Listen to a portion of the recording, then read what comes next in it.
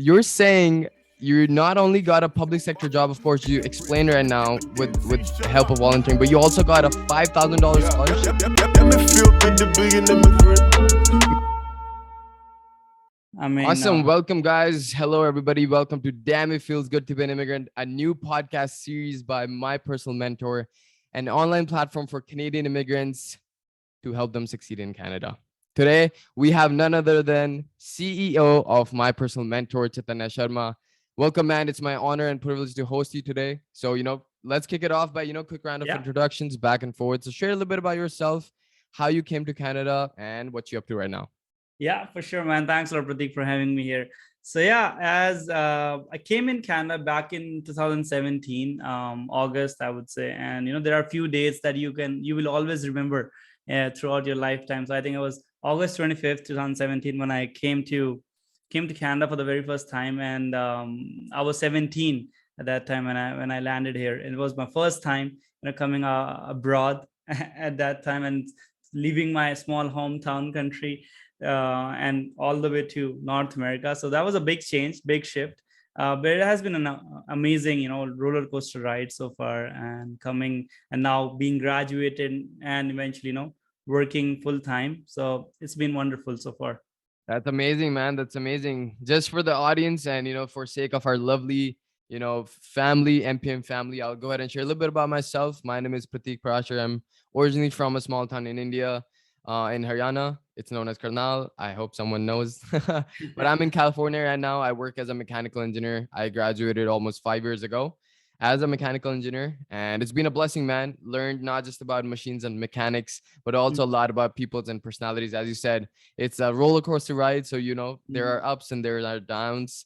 But yeah, man, I'm excited for this panel today. Back and forth conversations, uncensored, for our immigrant fam out there, who can relate to us. Yeah, So again, absolutely.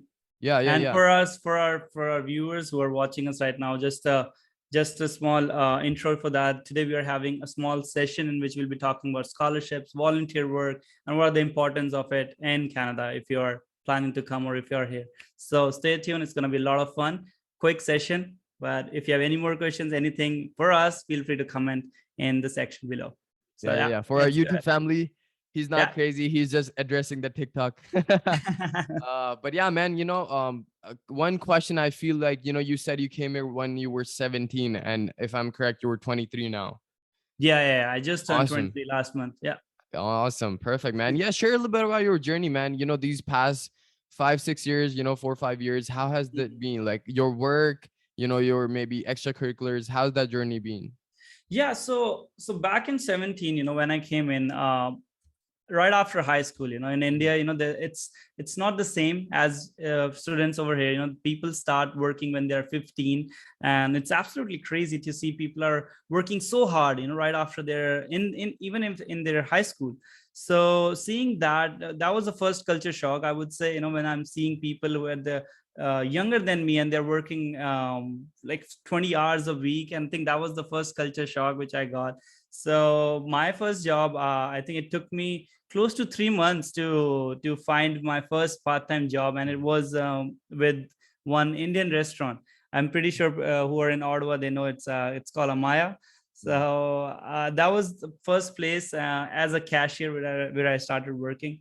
So it was amazing, finally got some Indian food after a lot of not having some good Indian food. So I was able to have that. So that was the fun part about that job.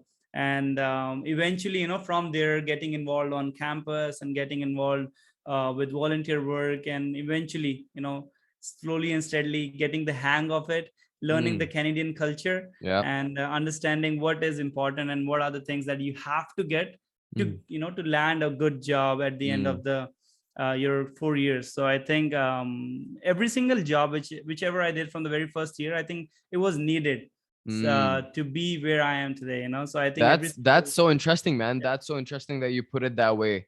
Mhm. Because here's the thing. Coming from our culture, coming from our background, I've never seen someone saying that hey, working at a restaurant was something good, or was a need, or it came out as a positive. So I know you worked in a lot of co-ops. You did a lot of co-ops in your Canadian journey at U Ottawa.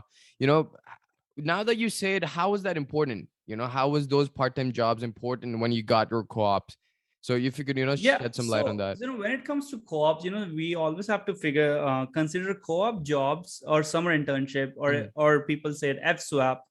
These kind of jobs here, it's very important to have those transferable skills. And I feel mm, like volunteer work, part-time jobs, it's just not about earning money at the end of the day or paying your bills. I think it's mm, more about learning those transferable skills mm, and the Canadian culture. So mm, even if I talk about working at Indian restaurant or Maya, I think there were very crucial skills that I was able to learn from there. Customer relationship, handling mm, pressure at the age of 17. It's very new. You haven't seen stuff like that. mm, And working with people who tend to be 5 to 10 years ahead in the same game, right? mhm, So working side by side with them, understanding their mentality. I think a lot of things we don't pay attention to that we are actually learning. And that's what in our live session you also know that these are the things that we pay more specific attention to, that you have to mention these things mm, as well in your mm. resume, because I Yeah, think a lot of people they have a lot of skills. It's just that no one is asking them, and yeah. they have not been able to being aware of that they also have those kind of skills that they can add into the resume. So I think any volunteer work, I was like part of some 3 to 4 social clubs apart Mhm, from having a part-time job. It was definitely manageable. It mhm. seems to be that, oh, it's going to be a lot of on your plate, but I Mm, feel like if you manage your time properly and don't party a lot, then I think it is certainly manageable in the initial stage. And I think in first year, definitely, man, this is one thing that I would suggest and strongly recommend to anyone who's coming to North America, man. Like, go all in with your university stuff. Like, mm, make endless relation, make endless network, because that's going to mm. help you. That's amazing, man. That's awesome that you brought that up. Is a lot of networking, a lot of on-campus positions. Don't Yeah. shy away. And again, for one of for our listeners who are starting to apply for jobs, or switching jobs, never shy away from putting those volunteer work or putting those side hustles or putting your part-time jobs in your resume, because you never know. It's Yeah. of course people are looking for your technical skills, but they are also looking for your character.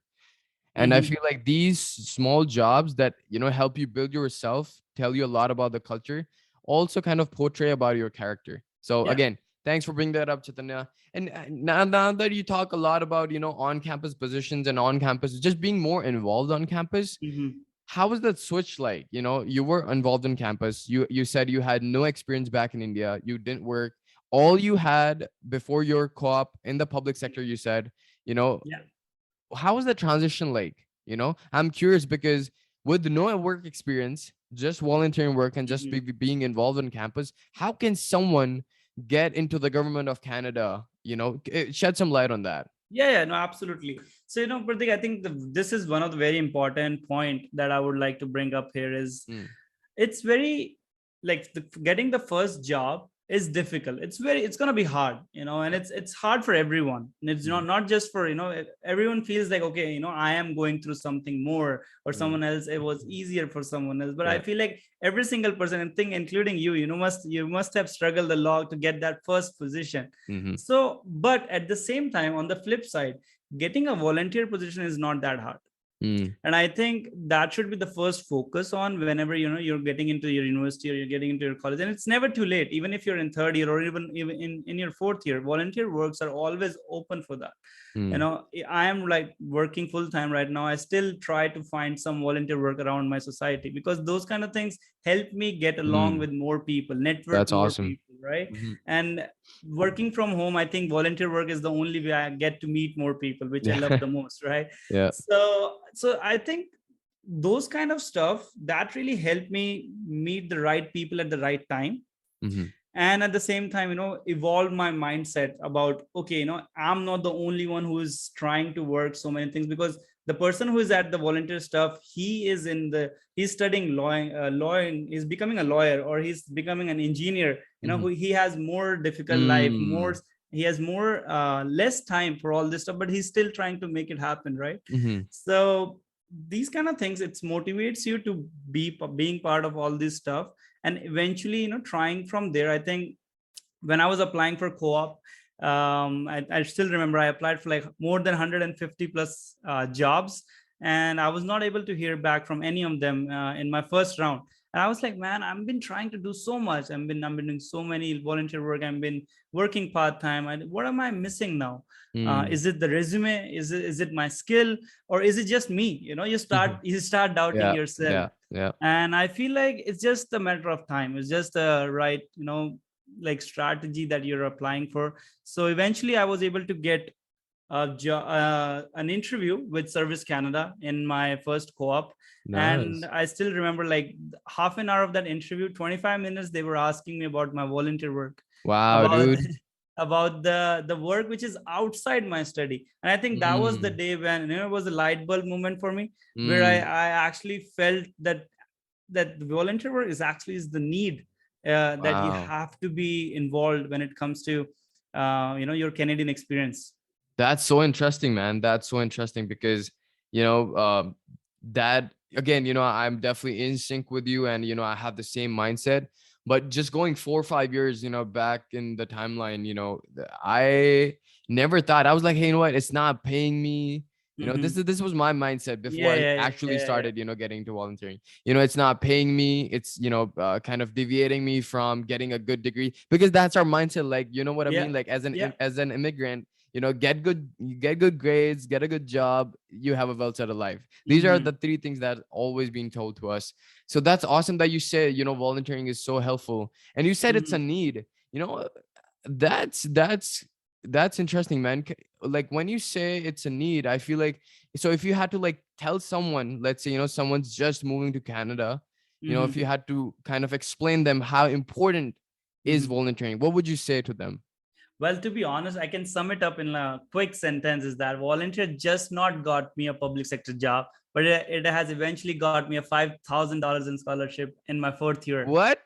Whoa, Yeah. hold up. So you're saying you wait. You're saying you not only got a public sector job, of course, you explained right now with Mhm. the help of volunteering, but you also got a $5,000 scholarship, Yeah, I mean, and that's that was through your university, or? yeah, that was through my university, and it was in my fourth year. I was not aware of the scholarship.